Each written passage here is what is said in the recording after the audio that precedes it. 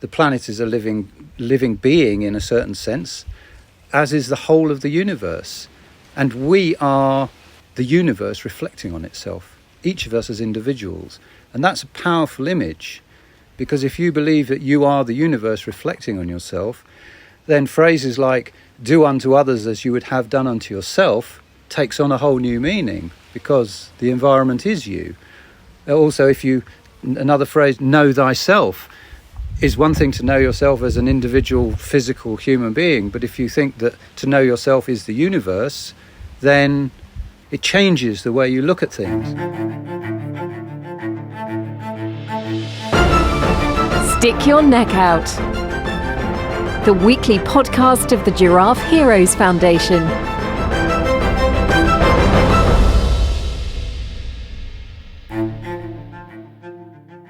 This is the Giraffe Heroes weekly podcast. We welcome you. Today it takes place at the Alquería de Moraima in the heart of the Alpujarra in the Sierra Nevada in South Spain. My guest is Chris Mellons. Chris, welcome. Thank you. There are two topics we would like to discuss today.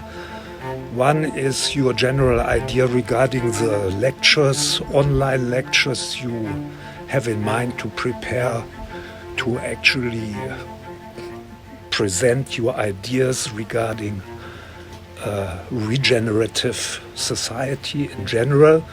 And then on the other hand, I know that things have to be brought down to earth, have to be practical, so we have a practical place to start to work on, and that is also here in the Alpujarra at Los Pollos.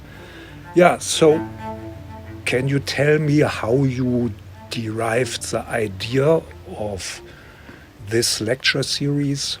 Yeah, sure. It's something that's been developing for a long time, not specifically initially as a lecture series, but kind of has grown out of my own personal lifestyle just over the decades, but particularly started evolving from about 2007, when I was involved with the University of Plymouth and the Centre for Sustainable Futures, and I was involved with organising a student festival that was based on the ideas of sustainability. And through that process, I saw so much learning going on with all the different students who were on not only teacher training courses, but across the university on all the different disciplines. They were coming together and learning things joining up bits of information from different disciplines and were developing a more of a holistic outlook. And one of the key things that came out of this was the desire of all of these, well, not just young students, mature students as well, to have active involvement with the environment. So simple things like chopping wood, preparing food together, doing some gardening, all kinds of activities in nature. And I could see that it was really enriching them as people and making them feel more connected to their environment. Well, you mentioned the word sustainability, and that is something thrown around all over the place all the time. What is different with lecture series? In your case, it is just another sustainability concept or idea, or do you have a more specific understanding regarding this so-called sustainability? A lot of things can be sustainable. Sure, yeah. I mean, for me, sustainability is not a particularly good word. To me, it speaks of survival or maintaining things as they are and keeping going. I mean, you can have sustainable slavery if you produce enough slaves, but that doesn't make it ethical or morally correct. We are about to do that in our times, it seems, especially if you look at the refugees coming over from Africa, isn't it? Perhaps so. For me, I think that we need to be moving towards a regenerative approach. I don't think I'm alone in saying that for us to, as a species, to develop and maintain a lifestyle of what we would call as decent these days, we have to be looking to involve ourselves with nature as a part of it, rather than seeing ourselves as disconnected from it still. And my feeling and experience has pointed towards the importance of re-engaging young people, especially because some of us older ones are already too far gone. But we need to be producing societies of young people that feel that nature is of primary importance, because it is. It's a basis of our existence. You mentioned the word regeneration or regenerative. Could you explain that a bit? What do you understand under this concept of regeneration? What do you want to regenerate? Okay, so I imagine that we need to be regenerating primarily the environment, but we need to be regenerating a sense of community in the human world, because it's more and more fragmented. The sort of drive of some cultures, not all, but some cultures, fragments family, work is more important. We're not basing our lives on the importance of other people. And if we manage to wean ourselves off our dependence on energy in terms of fossil fuels and the like, but actually reduce our energy consumption, one of the ways of doing that is involving more people to do things more by hand and less industrially. There's the value of industrialisation, but there's a danger that I think we're seeing now through the environmental problems. So more trees, more nature. I mean, personally, I would like to see all schools in all cities having school gardens with crafts, almost like rural environments inside cities, in schools, because then children in cities get a chance to have contact with that through those experiences. It's a pretty radical idea, but I mean, I'd even be interested in knocking buildings down to make a garden. Right, but if I may interrupt, I mean, there are these Amish people in America living the same way they used to live when they came over some 200-300 years ago.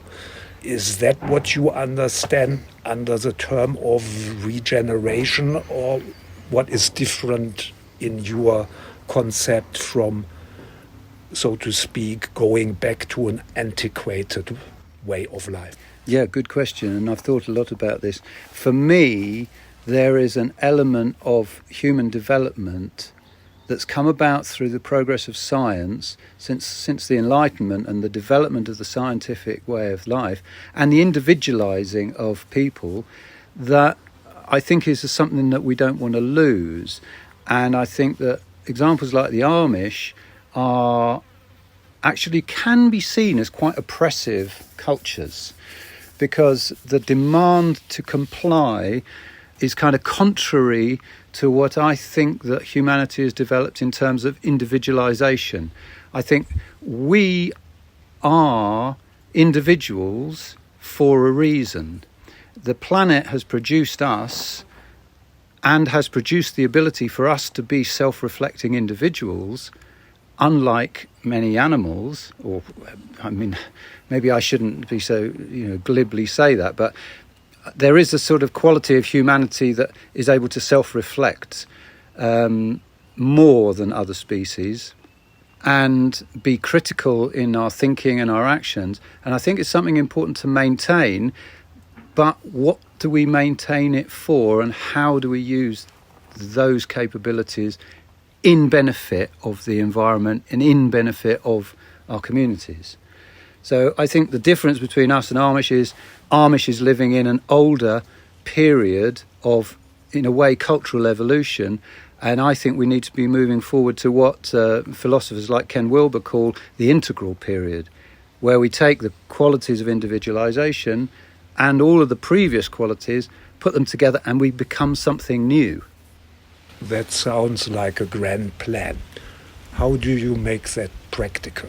To go back, I think you can elaborate in that context more on what you just called individualization, an individualization which apparently is not lost from more people.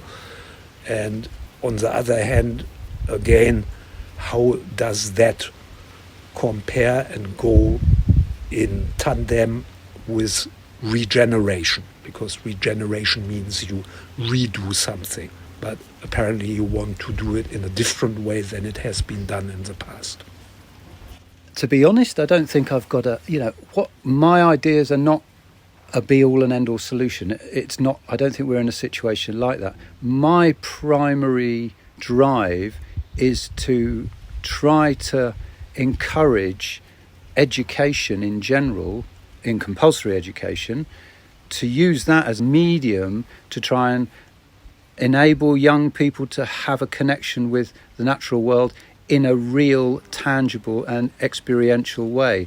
A lot of the sustainability talk in schools at the moment is all in the head, it's all abstract. If you recycle, the world will be saved. Well, it's not like that. People make decisions in their lives when they're older as directors of businesses or bankers or politicians or taxi drivers or whatever, but they base their ultimate choices on how they feel.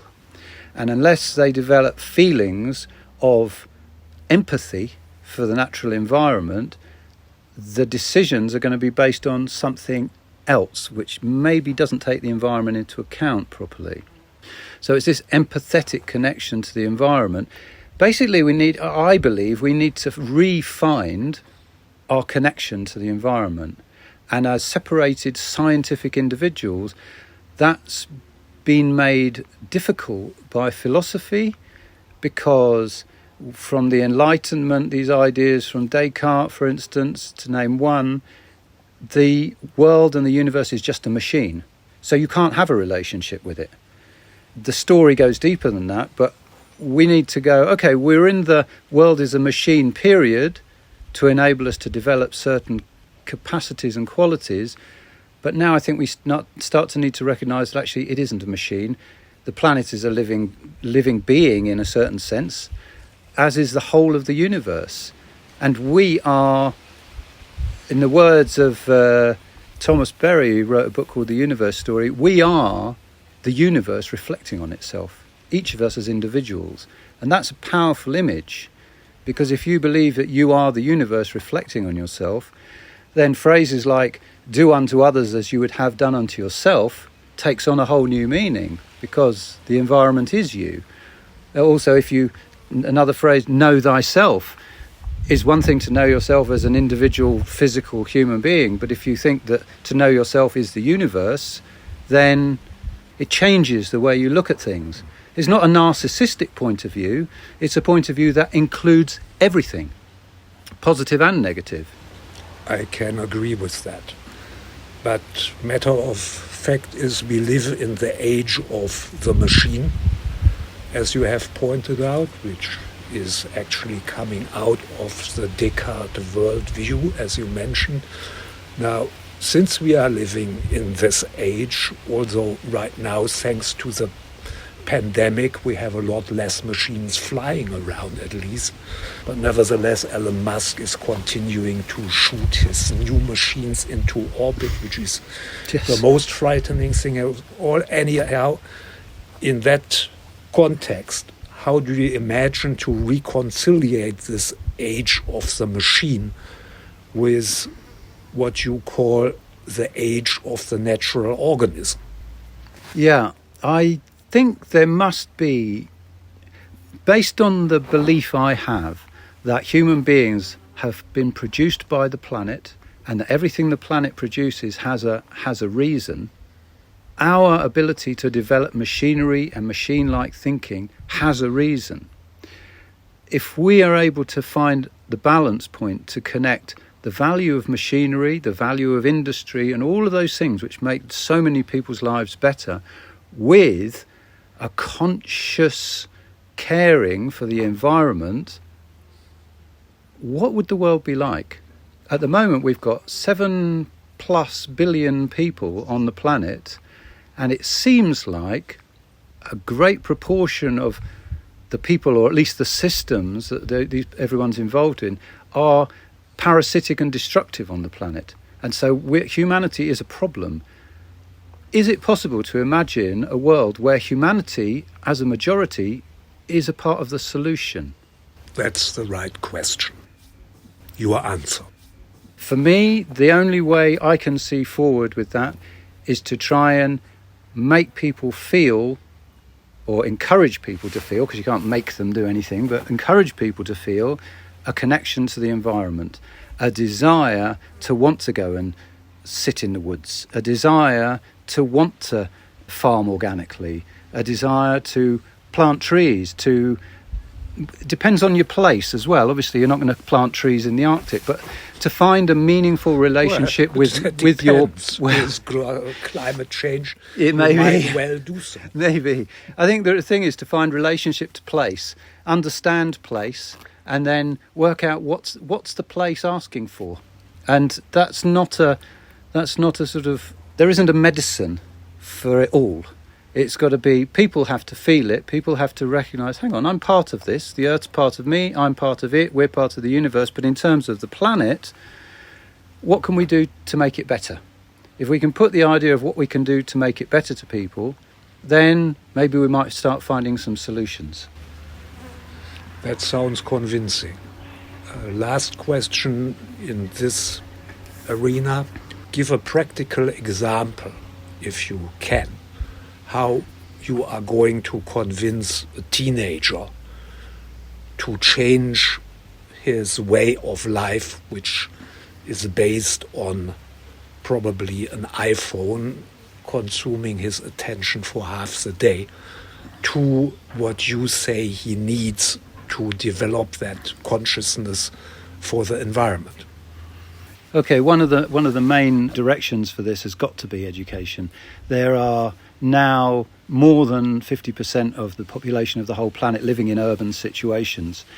In an urban situation, you're very detached from the environment. So how can we expect young people to find a connection to the environment?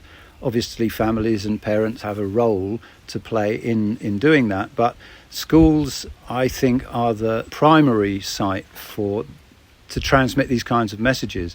And experiences I've had with young students of all ages, especially teenagers, because that's a particular period in people's lives where they seem to be feel more disconnected from the environment, mainly because they're tied up with their sort of developing their social lives and relationships with their peers.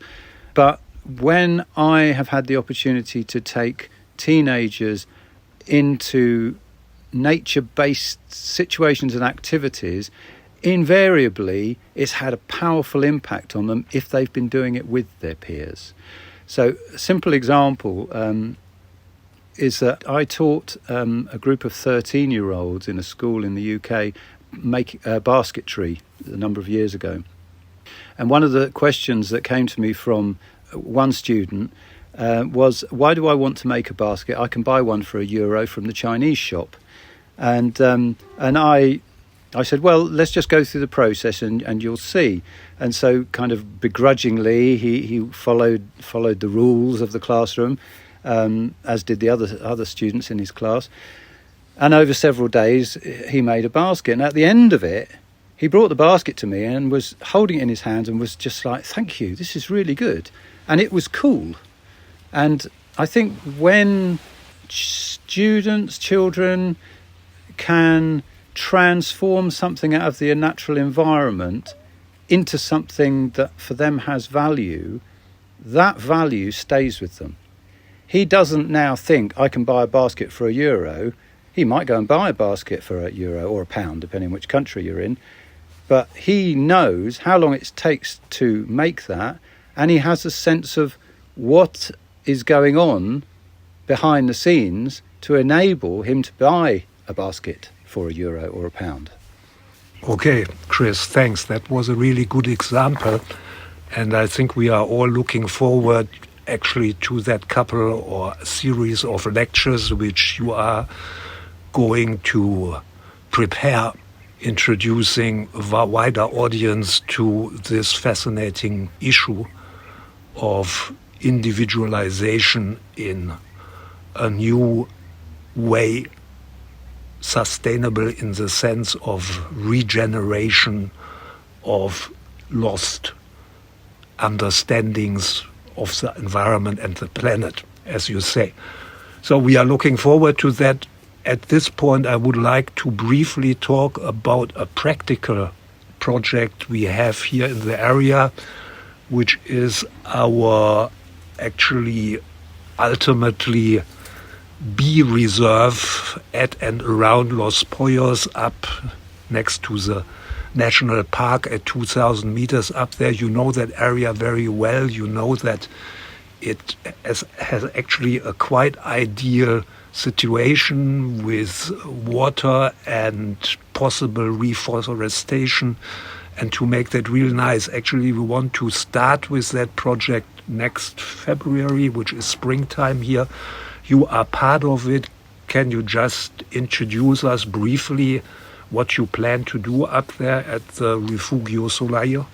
Well, my interest particularly in this project is the installation of any trees into the setting, because it's at the moment it's been used as agricultural land for a long time and pasture, has no trees, and I think that having a good tree regime is going to be good for the moisture retention, maintaining the topsoil, but more than that, it's going to offer bees a source of material for their hive building. So poplars, for instance, is something that I know that bees use to extract propolis from to use in their hive construction.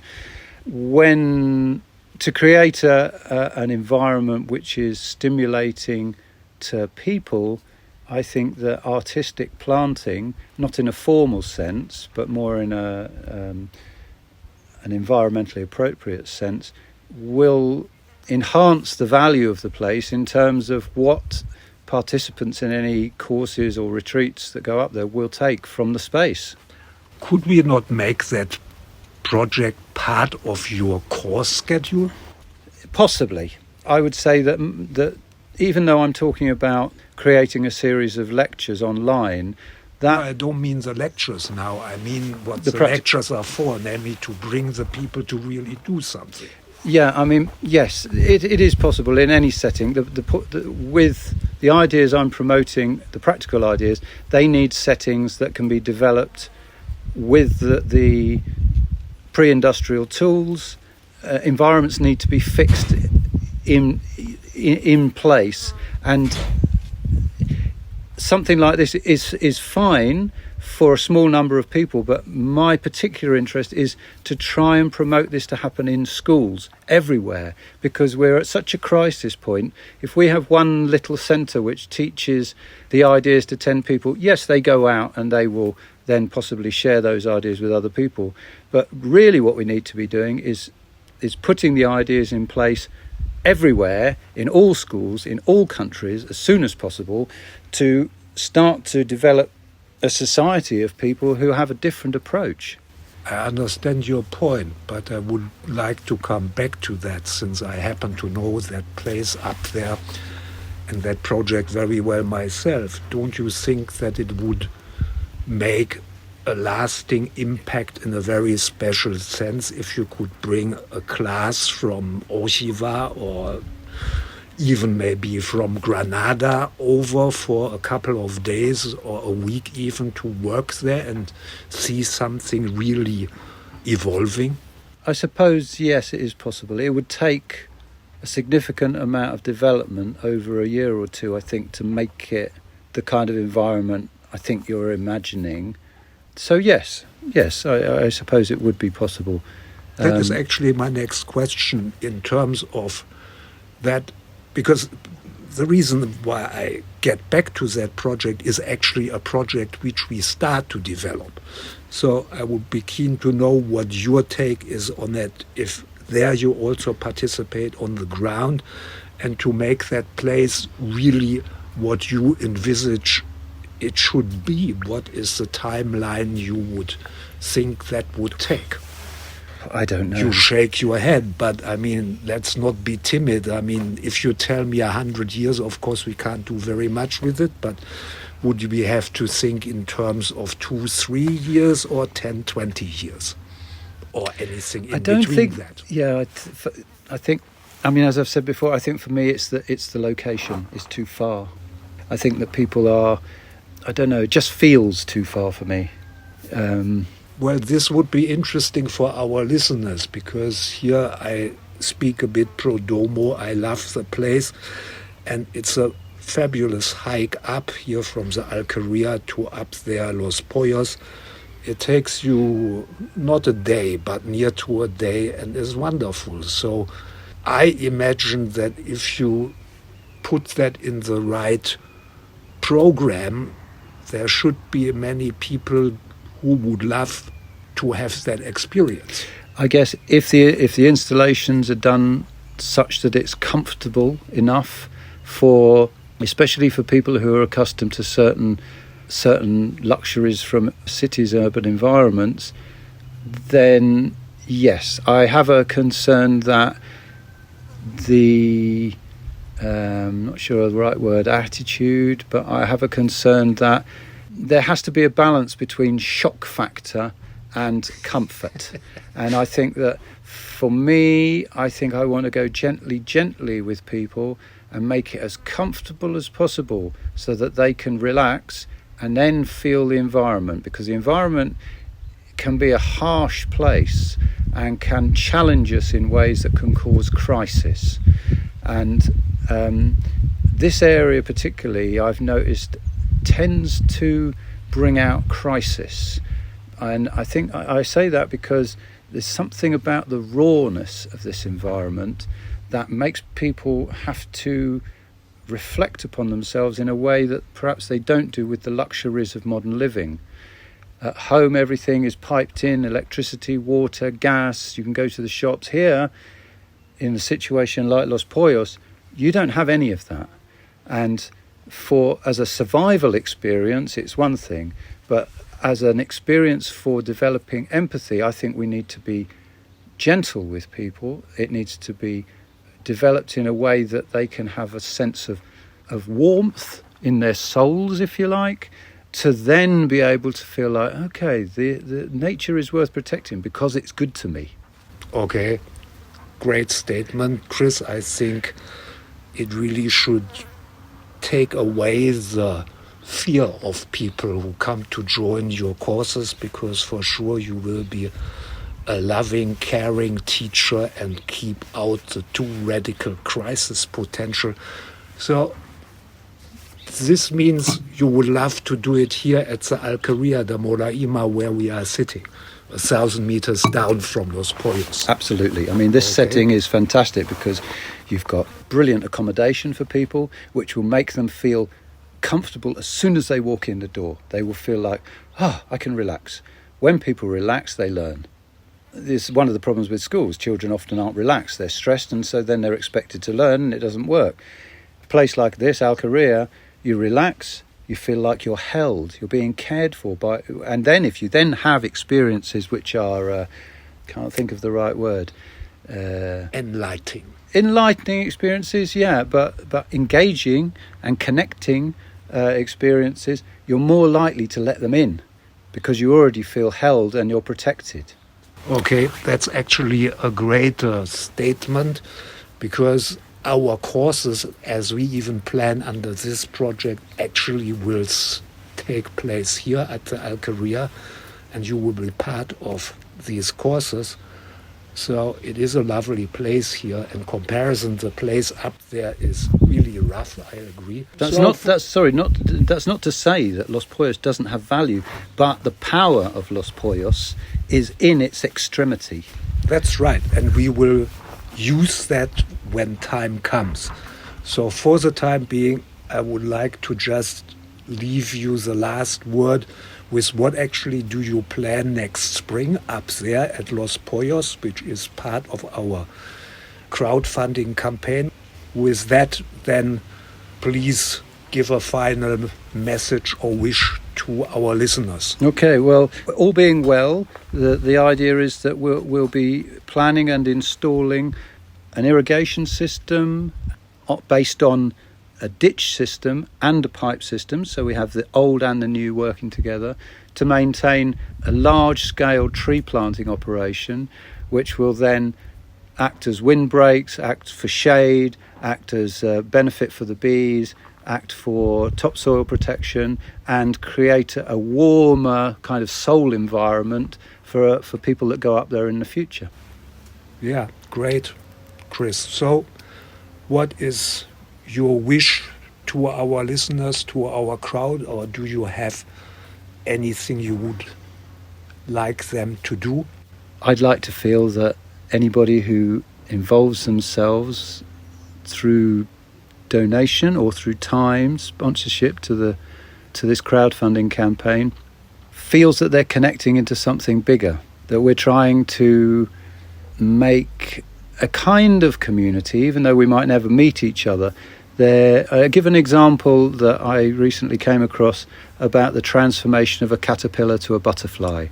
When a caterpillar transforms itself, it goes into a chrysalis, and the inside of that chrysalis turns into like goo. And what transforms the caterpillar to the butterfly are the imaginal cells. What we need to be is imaginal cells, and we need to find as many imaginal cells as possible to work together to create the world that we think could be in the future. Let's think to the future. What could the world be like, and how would we get there? Because now is the time to act. Okay, Chris, I think that is fantastic. So, dear listeners, I hope you have this imaginal quality so we all can be part of the butterfly to come and not stall where we are in the goo. So, thanks for listening and hope to have you back next week. Chris, thank you so much. Thank you, Tom.